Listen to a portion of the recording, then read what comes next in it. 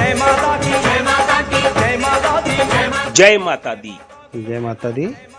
आप देख रहे हैं टीटीआई न्यूज और टीटीआई न्यूज पर आज हमने सबसे पहले कहा है जय माता दी।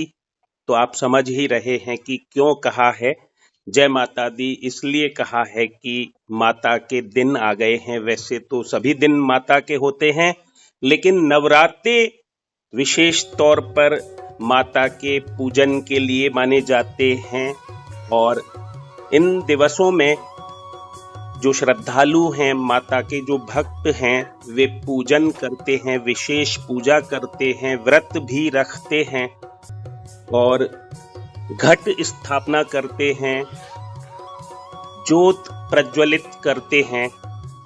तो इन सब कार्यों से जुड़े हुए समसामयिक सवालों को लेकर आज हमारे साथ जुड़े हुए हैं मध्य प्रदेश के भोपाल से पंडित श्री राजेश दुबे जी। पंडित जी, आपका बहुत बहुत स्वागत है टीटीआई न्यूज पर। जय माता दी।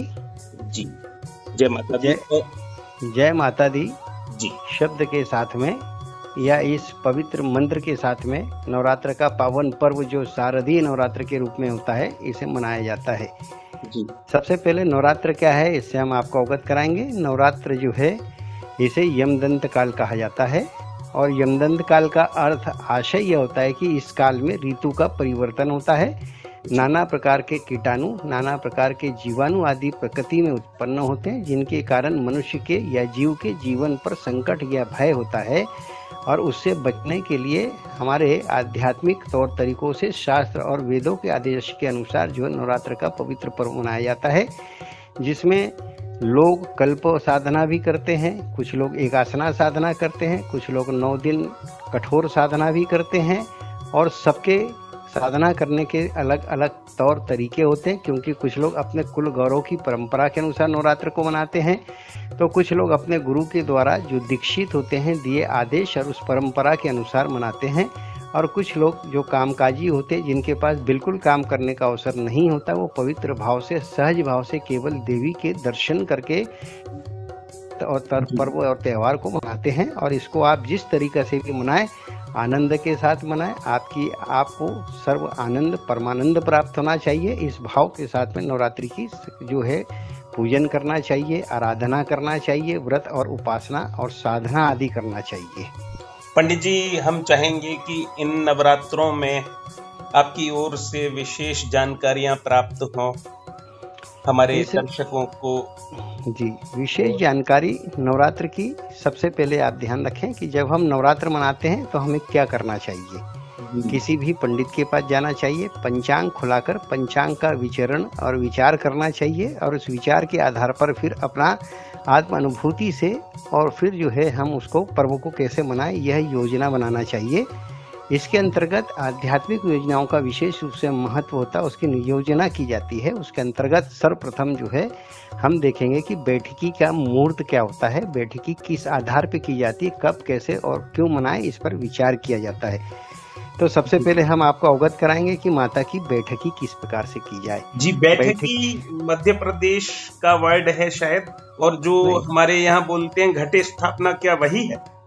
बैठकी शब्द का तात्पर्य मध्य प्रदेश से आशय नहीं है, शास्त्र की भाषा है और इसको लोक भाषा में कुछ लोग घट स्थापना कहते हैं, कुछ लोग कलश स्थापना कहते हैं, कुछ लोग देवी की स्थापना कहते हैं। अलग अलग भाव है, लेकिन इनका बैठकी शब्द से आशय ये होता है देवी कि आपके घर में माता को आप बैठने के लिए आह्वान करते हैं, इसलिए उसे बैठकी शब्द का प्रयोग किया जाता है।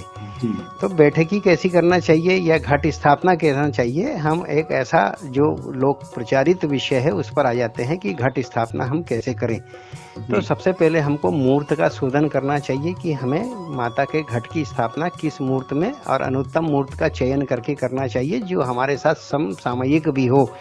तो उस आधार पर यदि हम लेंगे तो इस वर्ष जो है, जिस वर्ष को हम कहते हैं संवत 2077 है ये, और इस संवत्सर को जो है हम प्रमादी नाम संवत्सर के नाम से मानते हैं। इसको मन में ध्यान में स्मरण कर लें। इसकी प्रतिपदा तिथि इसको कहते हैं हम आश्विन शुक्ल पक्ष की प्रतिपदा, जहाँ माता की घट की स्थापना की जाती। घट की स्थापना करने के लिए सबसे पहले जो है आप किस आधार पर करते हैं, क्या कलश एक घट की स्थापना करते हैं, अखंड ज्योत जलाते हैं, इस आधार पर आप तय कर लें। और फिर जो है प्रातःकाल सो के उठें, प्रसन्नचित होकर सबसे पहले अपने घर को धोएं पोछें, स्वच्छता का ध्यान रखें, पूरा साफ सुथरा करें, क्योंकि माता भाव से स्वच्छ भाव को स्वीकार करती है। पूरे घर में साफ सफाई करने के पश्चात जो है फिर जो है आप कलश लें, कलश को शुद्ध कर लें। कलश को शुद्ध करने के बाद उसके ऊपर कुमकुम से आप भी कुमकुम को पानी से गीला करके और फिर जो है स्वास्तिक का निर्माण करें। स्वास्तिक का निर्माण करने के बाद ध्यान रखें कि उसको 8 दिशाओं का स्वास्तिक बनाएं। स्वास्तिक बनाने के बाद उस पर तिरछी रेखाएं जरूर बना लें, उससे संबद्ध रहें। 4 बिंदु उसके बीच में रखें। इस प्रकार से करके फिर कलश पे कलेवा बांधें। कलेवा बांधने के बाद उसका बंधन अनुबंधन हो गया।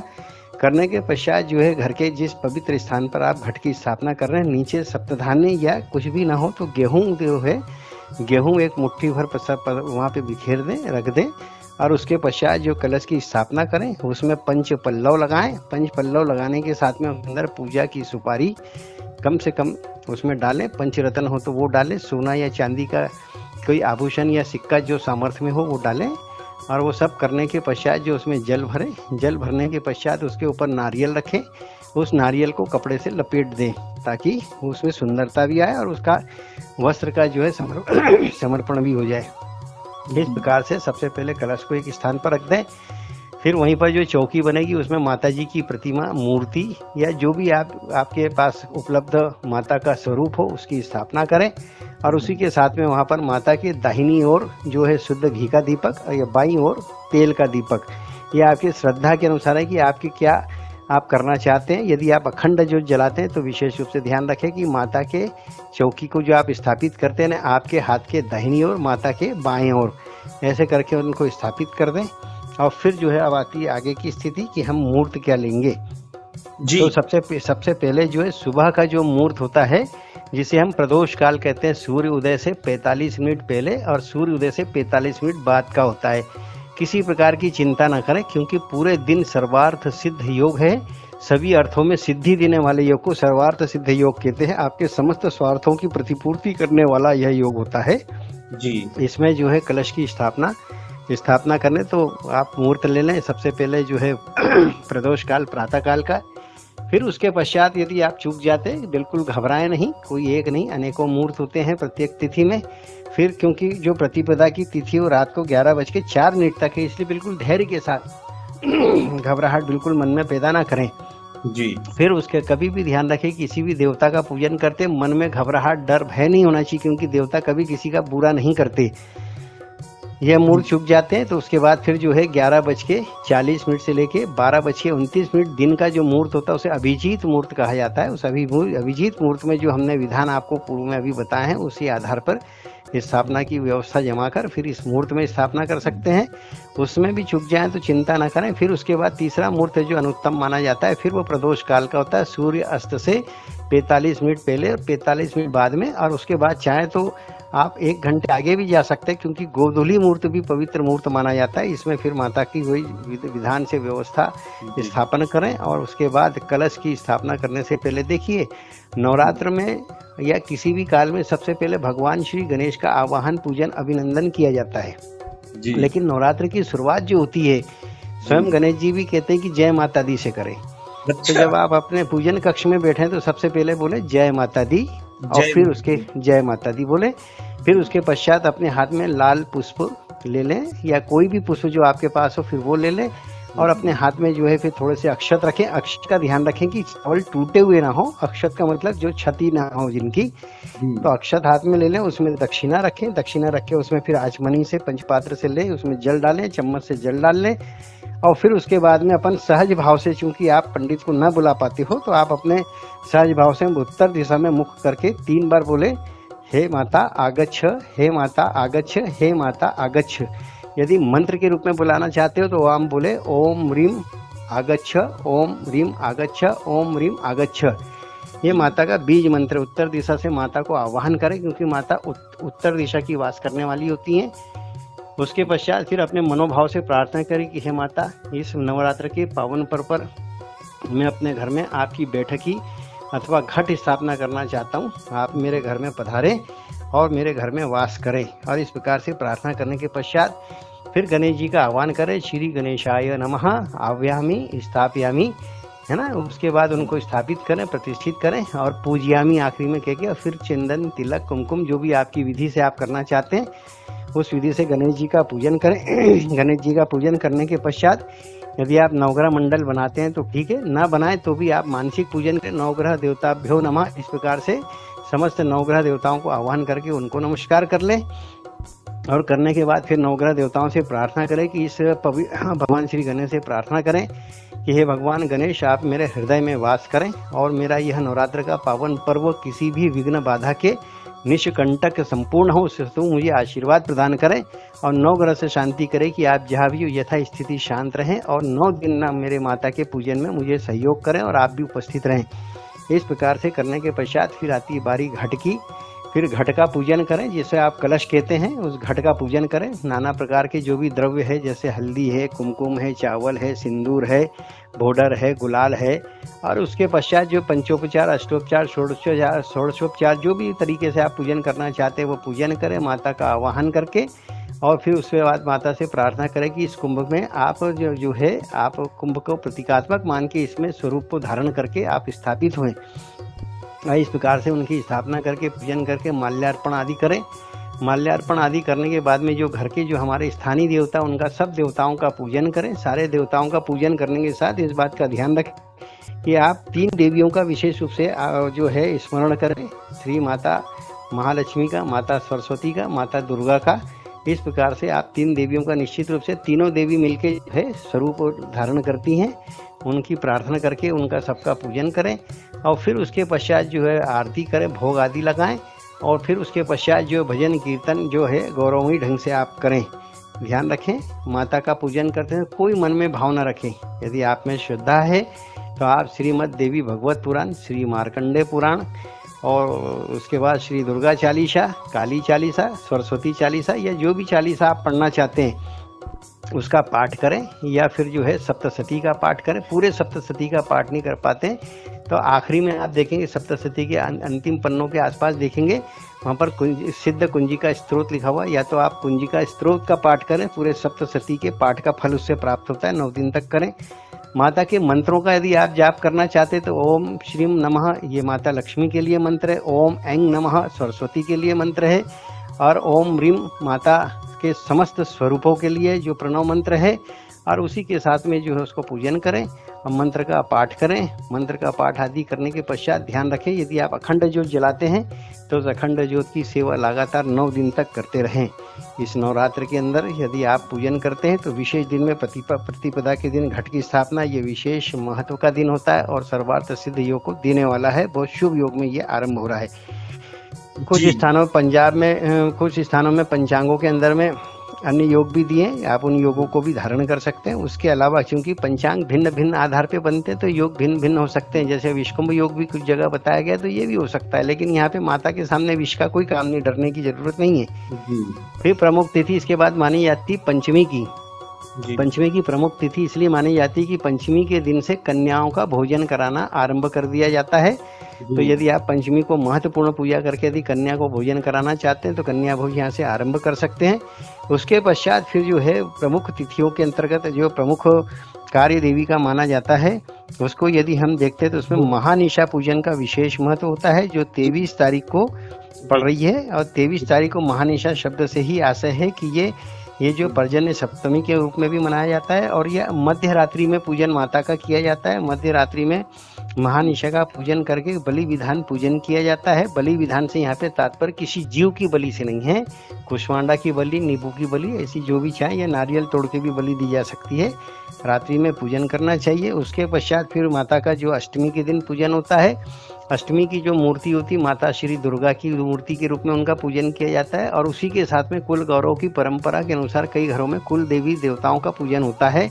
तो अष्टमी के दिन कुल देवी का पूजन और देवी को खूट चढ़ाए जाते हैं। खूट से यहाँ पे तात्पर्य होता है कि आप 16 पूड़ी बनाएं, 2-2 पूड़ी का सेट बनाएं, उसके ऊपर हलवा रखें और उबले हुए चने रखें और वो माता को भेंट करें। वो माता का वहाँ से व्रत समझ लीजिए परायण होता है और माता को अन्न चढ़ाएं और वही कन्याओं को भोजन में, कन्या भोजन अष्टमी को भी कई लोग कराते हैं तो कन्या भोजन में वो भोग खूंट के साथ दिया जा सकता है। कुछ परिवार की परंपरा के अनुसार कुल देवी को चढ़े हुए खूंट केवल घर के कुल के ही लोग ग्रहण करते हैं, तो वो घर की अपनी परंपरा के अनुसार कर लें। नवमी का फिर तिथि होती है, उसमें अपने कुल देवताओं का पूजन किया जाता है, उनका आह्वान करना चाहिए, उनका पूजन करना चाहिए।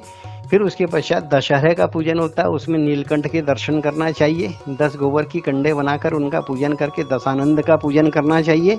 और दशानंद के पूजा के साथ में फिर आप जो है भगवान श्री राम का नाम का ध्यान करें। और श्री राम का नाम इसलिए ध्यान किया जाता है कि दशहरे को राम ने विजय प्राप्त की थी, इसे विजया तिथि कहा जाता है। तो आप प्रार्थना करें कि हे माता भगवती, जिस प्रकार से भगवान श्री राम ने जब आपकी चैत्री नवरात्र में पूजन करके आपसे अनुत्तम शक्ति प्राप्त की थी, तब जाकर उन्होंने आश्विन मास में रावण का वध करके असुरी शक्तियों का प्रतीक को नष्ट किए थे। इस प्रकार से मेरे घर में, मेरे आसपास जो भी असुरी शक्ति है उसका नाश करें, और विजय मुझे जिस प्रकार से राम को प्राप्त हुई थी, मुझे विजय प्रदान करें। और इस प्रकार से उनसे प्रार्थना करना चाहिए।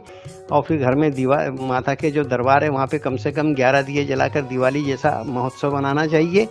और ये करने के पश्चात जो है दशहरा का जो पर्व होता है, इस दिन जो लोग कोई एक बात हम आपको फिर विशेष रूप से बताना चाहेंगे, एक बात बताना भूल गए थे, वो ये कि कुछ लोग 9 पारा रामायण का पाठ करते हैं, कुछ लोग रामलीला भी देखते हैं, तो उसका भी समापन होता है।